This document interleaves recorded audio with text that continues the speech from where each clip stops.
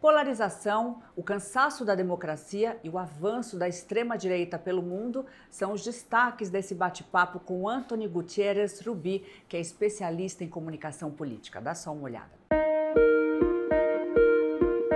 Bom, e aqui ao meu lado, para esse bate-papo sobre política, o Anthony Gutierrez Rubi, que está aqui com a gente, que tem vasta experiência nessa questão, tem alguns livros lançados, eu tenho um deles aqui, olha, em relação a como é a gestão de emoções políticas. A gente tem aqui o cansaço da democracia, a democracia cansada, temos muito a falar sobre polarização, enfim, seja bem-vindo, Anthony. Muchas gracias. Queria que você falasse um pouquinho da sua carreira, como é que são tantos anos aí preparando candidatos, vamos falar um pouquinho dessa tua trajetória?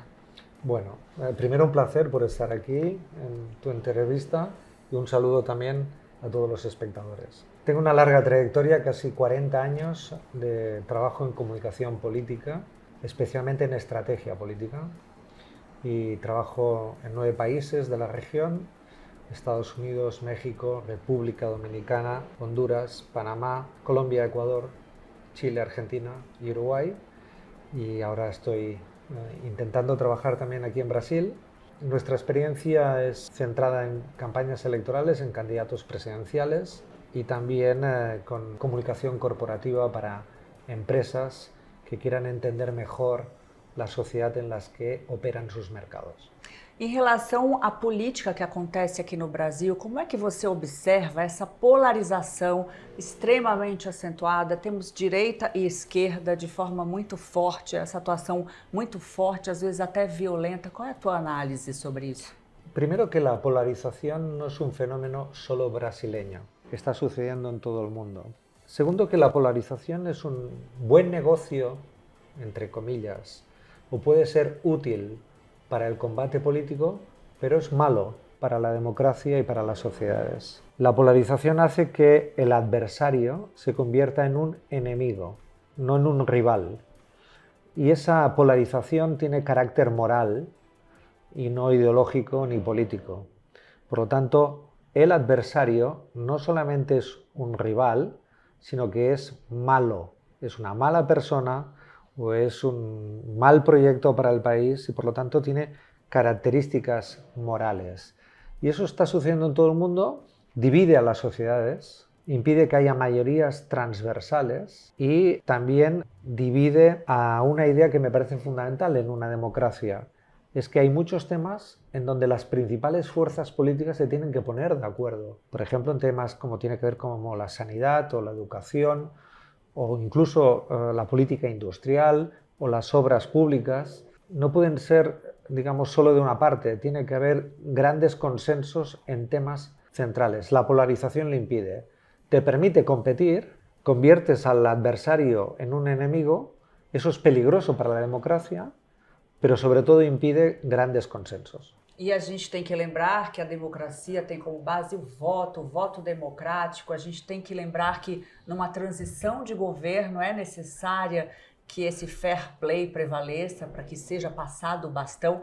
E esse aqui é o tema do teu livro, né? O cansaço da democracia, né? Sí, es que buena parte de esta polarización tiene que ver con que las alternativas políticas, los relevos políticos, a veces no dan una respuesta adecuada a los problemas de las personas. Por eso parte también de la polarización tiene que ver con la emergencia de candidatos y de partidos políticos nuevos que rompen el status quo. Os chamados outsiders. Sí, que rompen el status quo de las sociedades y ofrecen un atajo, ¿no?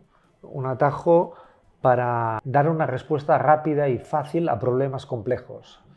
Como las sociedades tienen problemas y las personas están sufriendo sus problemas, prefieren un atajo que no un camino que puede ser más lento, pero un camino en donde caben más personas. Por el atajo casi siempre solo cabe una persona. Entonces, son soluciones rápidas y fáciles que pueden ser atractivas en un momento concreto, pero que no resuelven de fondo los problemas. Esse atalho pode ganhar o nome, por exemplo, de Jair Bolsonaro, de Javier Milei, Giorgia Meloni, Donald Trump nos Estados Unidos. Como explicar essa transição à direita, à extrema-direita, que muitos países atravessam ou atravessaram ou vão atravessar? Bueno, es un gran tema porque, como tú dices, es un tema global, ¿no? Que lo estamos viendo en muchos países. Pero tiene que ver con esta idea del cansancio democrático, ¿no? Estos candidatos o estos presidentes hablaron de una manera contundente, golpearon verbalmente a las instituciones y al espacio democrático, consiguiendo ser escuchados y vistos de una manera nueva, y ofrecían soluciones muy simples. Rasas, eu diria. Sí, ofrecían unas soluciones casi traumáticas a problemas que igual necesitan otro tipo de tratamiento, ¿no? Temos uma motosserra na mão de a arma na mão do outro. Sí, en vez de un bisturí, ¿no? O un lápiz, ¿no? El bisturí y el lápiz puede ser más lento, pero seguramente es un tipo de cicatriz y un tipo de solución más duradera e inclusiva. Una motosierra o un arma puede resolver los problemas de una manera más traumática, más rápida, pero seguro que no es inclusivo ni genera suficiente consenso. Y este es el problema. Pero son muy atractivos y son muy eficaces. Y muchos demócratas miran a estos fenómenos con una cierta arrogancia intelectual, con una cierta superioridad moral, con una cierta distancia, ¿no? Como diciendo, ¿cómo es posible que estos personajes no solamente compitan, sino ganen elecciones, ¿no?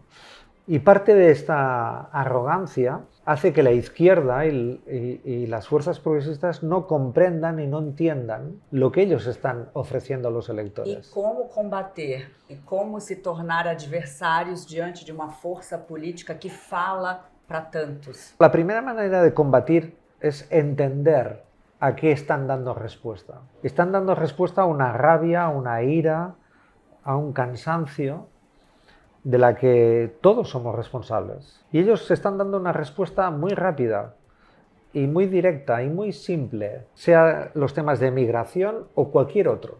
Y esas respuestas simples son como anclas, como lugares muy seguros para los electores, y se sienten muy atraídos por esa seguridad momentánea, porque además están hablando del presente. La izquierda a veces tiene que hablar del futuro, y el futuro ya es un lugar difícil al que hay que ir. Um lugar de construção. De construcción, que será lento, que seguramente necesita unos procesos y unos tiempos, y mis urgencias son ahora. Y esto es lo que está pasando, que estas nuevas derechas responden bien a los desafíos del presente y a las urgencias emocionales de los electores. Agora, essa urgência é preciso também que o eleitor tenha esse controle das emoções, as dele e também o candidato, né? Como você muito bem coloca aqui, o candidato é preciso que ele tenha o controle das emoções, e é isso que fala o teu livro, né? Esse gerenciamento das emoções políticas. Acho que todo mundo tinha que ler esse livro, eleitor, candidato, porque hoje, olha, aqui no Brasil, pelo menos, é um processo... Periodistas. Muito... Jornalistas, então, periodistas, opa, todo mundo, gente, porque tá difícil. Bueno, el tema es, primero hay un gran desconocimiento de cómo funciona el cerebro. El cerebro acaba pensando lo que siente. Por lo tanto, la vía más directa para comprender cómo funcionan la opinião pública é compreender como siente a opinião pública. E eu estou falando, desculpa te interromper, eu estou falando num tom de brincadeira, precisa gerenciar as emoções, tanto os eleitores, porque aqui no Brasil há casos de mortes, há casos de pessoas que são eleitores de um determinado partido, vão lá e matam o outro porque simplesmente não tem o direito de votar ou de apoyar politicamente esse ou aquele candidato. Só uma ressalva. Sí, sí, esas son emociones extremas. Extremas. Pero en cualquier caso, las emociones de las personas acaban siendo sus ideas. Te voy a poner un reto. Los espectadores, quizás de aquí muy poco tiempo, no se acordarán de nada de esta entrevista. No porque yo lo esté intentando hacer lo mejor posible y tú estés haciendo un excelente trabajo, pero quizás se acordarán de que hubo un momento que miré a la cámara y les dije, entiendo lo que ustedes sienten y sé lo que pueden pensar. Entonces, hay un momento de comprensión empática, de entender las emociones de los demás, como un fundamento político. La izquierda o las izquierdas muchas veces desde una cierta racionalidad y desde una cierta superioridad moral no entienden las emociones. El problema es que cuando las emociones se convierten en estómago, en ira, en rabia, en odio, se vuelven muy peligrosas. Por eso es muy importante primero conocer bien cómo funciona el cerebro, que es un cerebro emocional. Y desde ese lugar de entender al otro, de comprender sus emociones, ofrecerle una propuesta política que resuelva problemas. Y por lo tanto tiene que ser racional.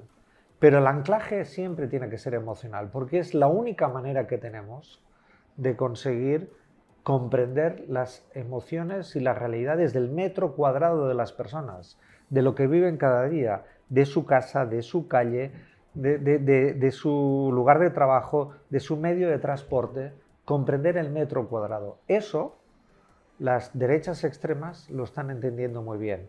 Y además usan mucho una comunicación que agita pasiones, que divide a la gente, que convierte a los electores en hooligans, en fanáticos, y esa instrumentalización de las pasiones humanas y de las pasiones políticas de la gente es útil y competitiva para ganar elecciones, aunque peligrosa democráticamente. E para um especialista como você, qual é o candidato mais fácil ou mais difícil de lidar, falando em âmbito geral, de forma geral? Aquele que é mais coração, aquele que é mais falante, aquele que fala aquela frase no momento da emoção, ou aquele que é mais racional, mas talvez não conquiste a grande multidão? Na tua visão, qual é a dificuldade como especialista nesses dois cenários?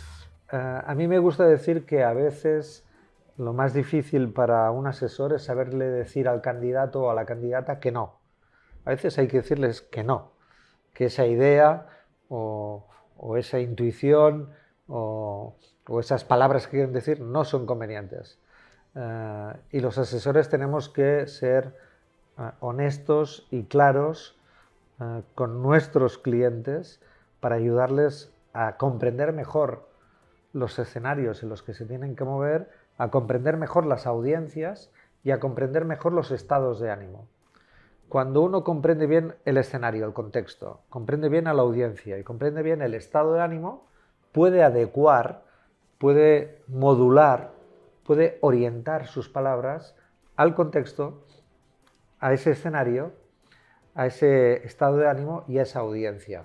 Y eso es lo más importante, siempre situar al candidato, no tanto desde que tiene que hablar desde él, sino que se ponga en el otro lugar, al otro lado de la cámara, a intentar imaginarse cómo me van a escuchar y quién me va a escuchar y en qué momento. Isso é um trabalho, então, que deve ser feito muito tempo antes, principalmente, por exemplo, de um debate político, em que ele é confrontado durante muito tempo. Pero es que parte de la asesoría política necesita tiempo, tiempo de maduración, porque hay que plantar como unas semillas. Uma semilha... Não é do dia para a noite. Não. Hoje ele vai fazer um debate, olha, você tem que imaginar-se como a audiência... Não, hay que, al menos así creo que tiene que ser, ¿no? Esa es mi manera de entender el trabajo, ¿no?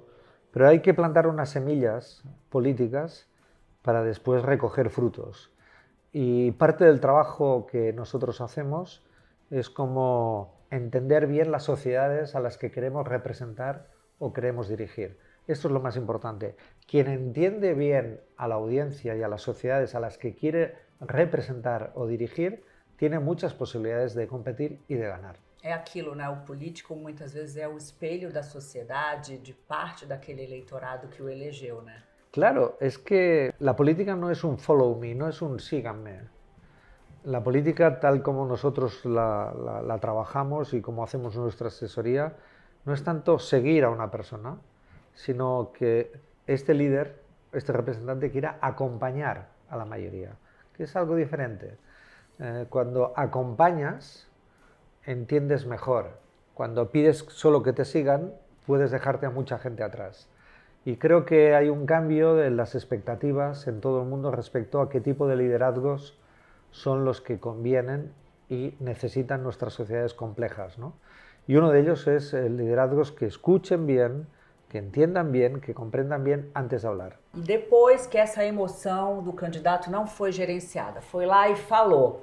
O primeiro caminho, aqui no Brasil, pelo menos que eu observo muitos candidatos fazendo, é peço desculpas e tal. É esse o caminho na tua análise?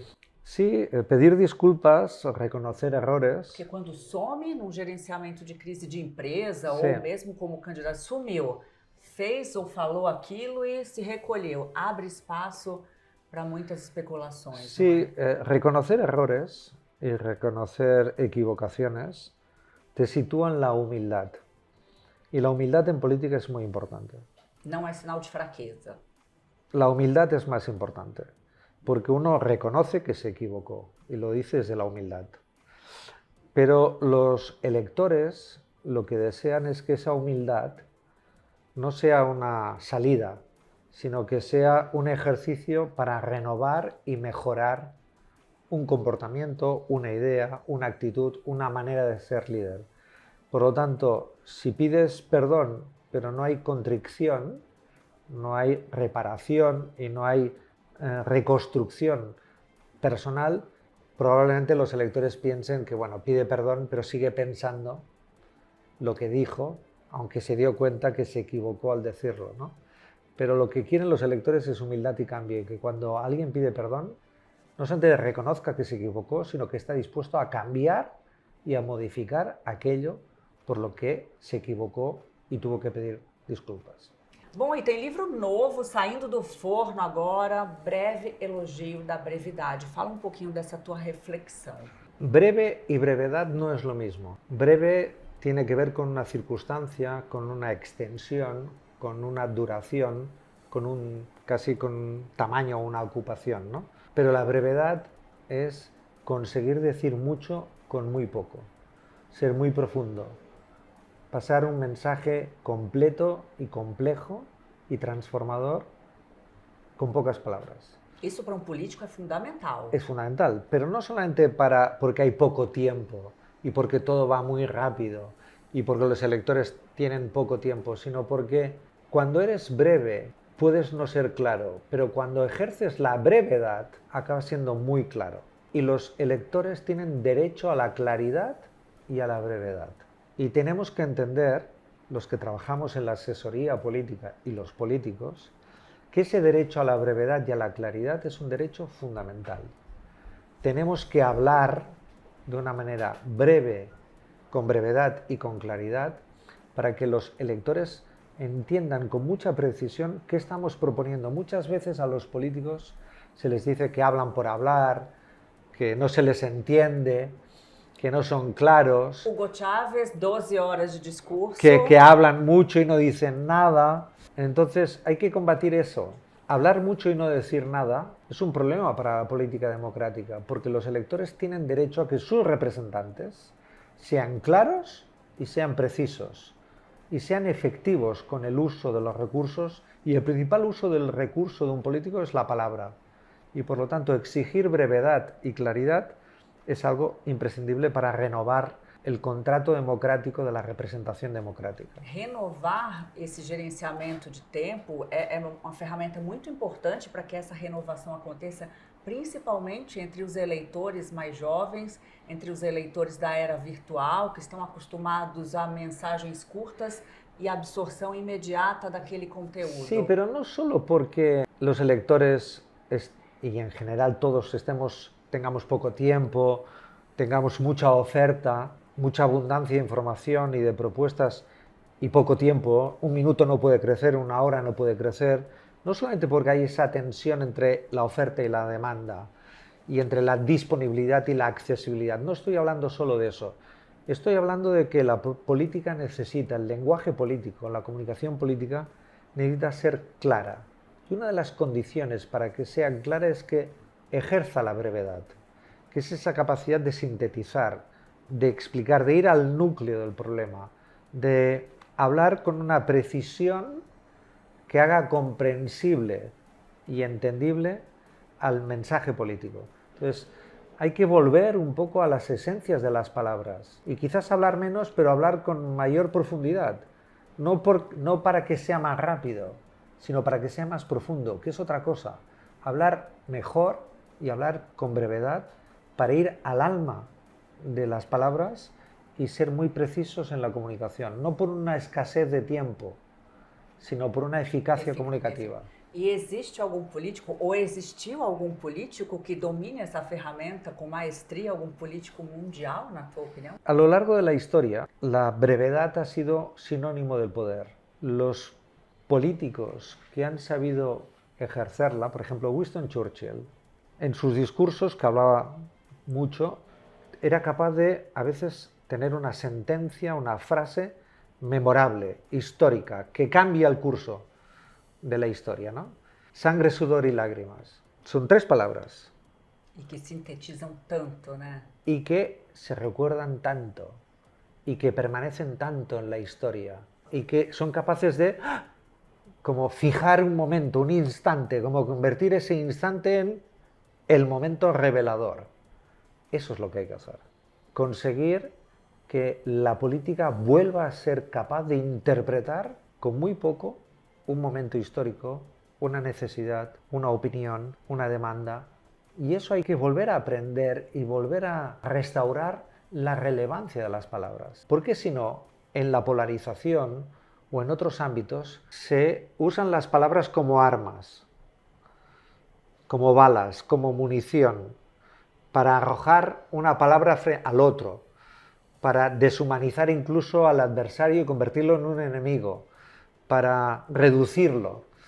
Pero las palabras tienen esa capacidad de destruir, pero también de construir. Yo creo que tenemos una gran oportunidad, por eso he escrito este libro de Breve elogio de la brevedad, para que la política vuelva a ir a esas esencias de la palabra que permitan que sean percibidas con mayor claridad por parte de los electores. No sé si lo he conseguido, pero el título ya es un poco largo, Breve elogio de la brevedad. Quizás podía haber sido más corto, pero era un juego de palabras para decir que quería ser breve también en un libro y ponerlo como compromiso en la tapa.